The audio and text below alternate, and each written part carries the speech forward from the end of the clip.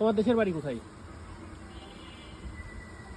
হ্যাঁ, দেশের বাড়ি কোথায়?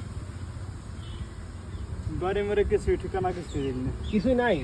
বাট তুমি এদিক তাকাও, আমার দিক তাকাও, আমার দিক তাকাও। তুমি তো একজন ইয়ং ছেলে, শরীরে যথেষ্ট পরিমাণে শক্তি আছে, তুমি কাজ কাম করতে পারো। বাট এখানে কেন তুমি? আমি আজ 3 মাস ধরে দেখছি যে সে এখানে পড়ে রয়েছে, এই যে পাগলের বেশে। এটার কারণ কি? হ্যাঁ, কি বাপ মা কি হয়েছে? বাপ মা ঠিক আছে, নিজে তারাই বুঝবে নাকি।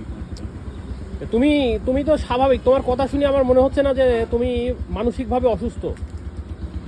তোমার কথা শুনে কোনো ক্রমেই কিন্তু আমার মনে হচ্ছে না যে তুমি মানসিকভাবে অসুস্থ। বাট আমি গত 3 মাস ধরে দেখতেছি যে তুমি এখানে থাকো, ওখানে থাকতা। শীতের ভিতরে এখন গরম পড়ছে, রোদ লাগে, রোদের জন্য সে এখানে আসছে, মানুষজন খাবার দিয়ে যায়, সে খায়। তো তুমি যে এখানে থাকো, বাট তোমাকে দেখে সুস্থ সবল মনে হয়, তুমি কাজ করে খাইতে পারো, তুমি চলে যাচ্ছ কেন? এদিকে আসো। আসলে আমার যেটা মনে হয় ও সম্পূর্ণ পাগল না, ও সম্পূর্ণ পাগল না, ও পাগলের ভান ধরে আছে।